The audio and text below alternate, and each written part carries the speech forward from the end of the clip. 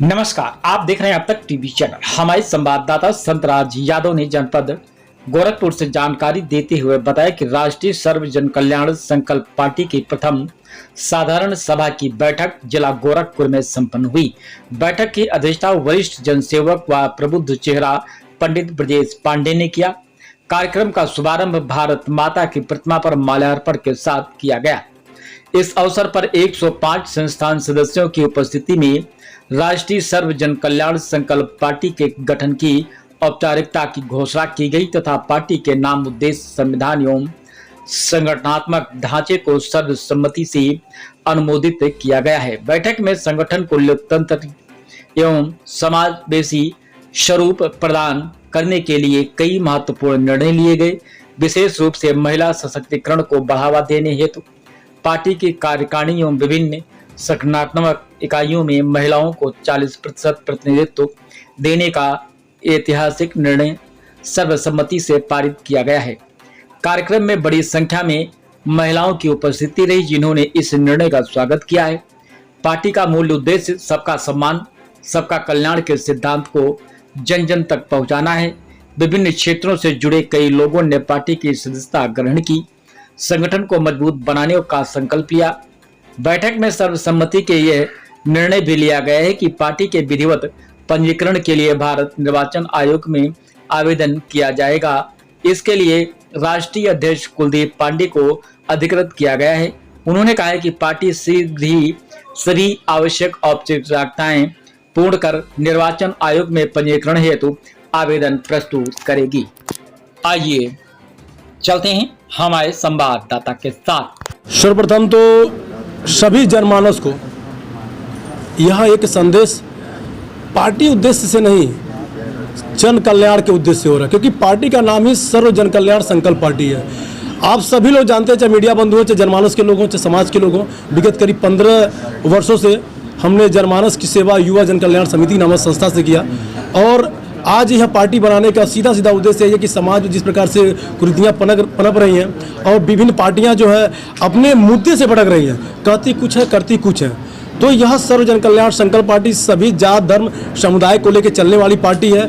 यहाँ भेदभाव का कोई नामो निशान नहीं है। आज राष्ट्रीय अध्यक्ष का पद केवल एक नाम के नहीं दिया गया है।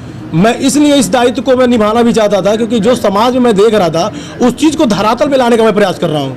और राष्ट्रीय सर्व जन कल्याण संकल्प पार्टी के जो पदाधिकारी बने, जो आज 105 पदाधिकारियों के गठन के पश्चात नाम की घोषणा, चाहे चुनाव आयोग को आवेदन भेजने की जो भी प्रक्रिया हुई है, ये सभी चीज़ें अपने आप में यह दर्शाता है कि युवा वास्तव में कुछ नया चाहता है, कुछ समाज परिवर्तन चाहता है। इस परिवर्तन को ध्यान में रखते हुए हम ये नहीं कहते कि कोई पार्टियां गलत कर रही हैं चाहे सही कर रही हैं, लेकिन उनकी आइडियोलॉजी हम लोग की आइडियोलॉजी से बिल्कुल अलग है, और हम उस उद्देश्य पे चलेंगे जो आप देख रहे होंगे कि जन कल्याण, सेवा, समर्थन, सरोकार, ये सारी चीज़ें हमारे लिए। राजनीतिक पार्टी है कि सामाजिक पार्टी? बिल्कुल, ये राजनीतिक दल है, और यह ECI election commission of India में 2-4 दिन में आवेदन के लिए जा रहा है। इसलिए आज ये बैठक, सारी प्रक्रियाएं पूरी हो गई हैं। हमें लगता है कि 2 से 3 दिन में दिल्ली हमारा आवेदन हो जाएगा, और जो भी प्रक्रिया 3 से 4 महीने ECI लेती है वेरिफिकेशन के लिए, और आने वाले विधानसभा चुनाव या लोकसभा चुनाव हमारी पार्टी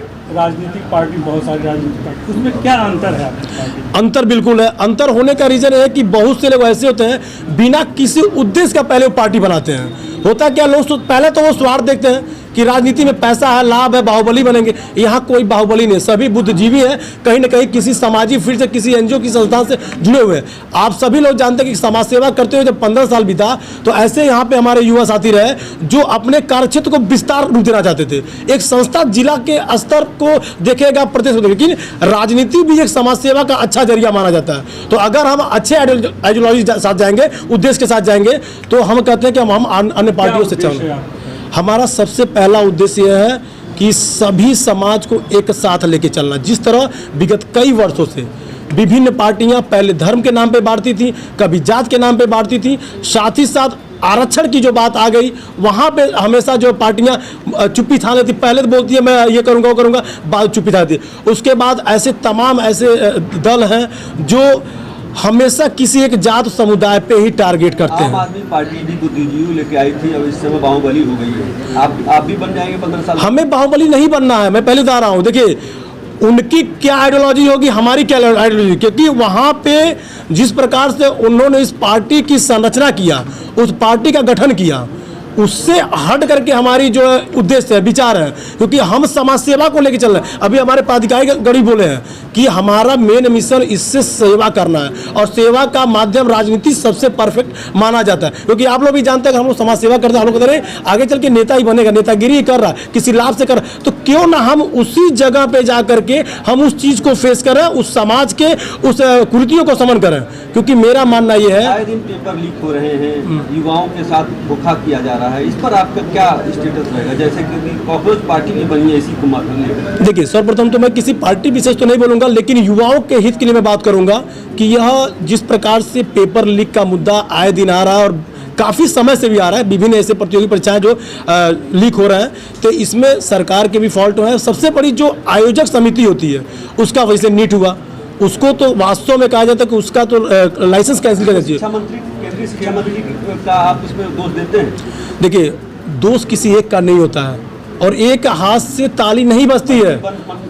देखिए मालिक जो होता है उसी पे आरोप लगाया जाता है। देखिए रिस्पॉन्सिबिलिटी मंत्री का होता है, आपके नजरिए में होता होगा, ये सही बात है, लेकिन चीजें नीचे से होकर के ऊपर भी जाती है। अगर क्या डायरेक्ट मैं मंत्री की बात करूं तो केवल दोषारोप अगर मंत्री कहे तो क्या जो एजेंसियां जो पेपर करा रही हैं उनकी गलतियां नहीं है, वो प्राइवेसी नहीं रखती है, अंडर में रहती है, तो क्या वो कहता कि जाके आप नीट पेपर लीक कराइए? यानी आप क्या कह रहे थे?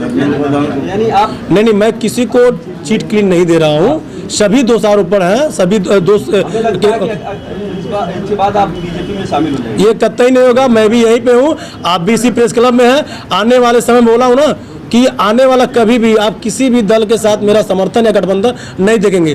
कहा जाता है ना पार्टियां भले ही स्मूथ में या स्लोली चलेगी, लेकिन आने वाले 10 साल 15 साल 20 साल हम किसी भी राजनीतिक दल से गठबंधन नहीं जाएंगे, नहीं, हम विचारों को देखेंगे। ऐसा नहीं हो सकता मेरी पार्टी खुद ही जो स्ट्रांग करे वो पार्टी खुद मेरे में शामिल हो जाए। क्यों? आने वाले समय में जो है स्वयं वो लोग आकर के आने वाले समय में कोई कहता था कि कांग्रेस इतना पीछे चली जाएगी या बीजेपी आगे जाएगी, लेकिन आज है कि नहीं है? तो किसी पार्टी भी से बात नहीं कहती है। आप तमिलनाडु की बात देख लीजिए, अन्य जगह की बात देख लीजिए, क्या सिनेरियो रहा। तो ये यूथ का पावर है, और यूथ जहां खड़े होते हैं वो पार्टी का विकास निश्चित है।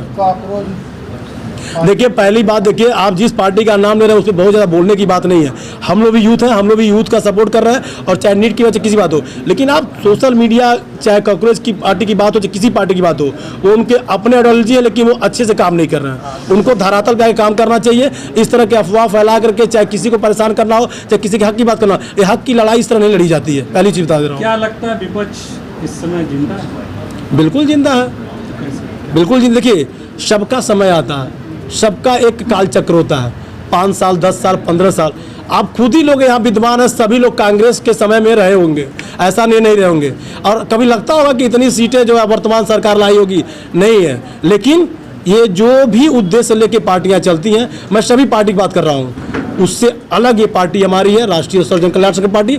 आने वाले आप विधानसभा चुनाव में देखेगा कि पार्टी किस उद्देश्य से चलेगी। और अभी मेरा विचार यह है कि विधानसभा 100 सीटों पे लड़ी जाएगी, ये गारंटी के साथ मैं बोल रहा हूँ। लेकिन अभी से लोग काफ़ी हमारे टच में हैं, और अगर अच्छा रहा तो हमें लगता है कि पूरे उत्तर प्रदेश में भी लड़ने की पूरी संभावना मेरी बनेगी। मेरा नाम कुलदीप पांडे है।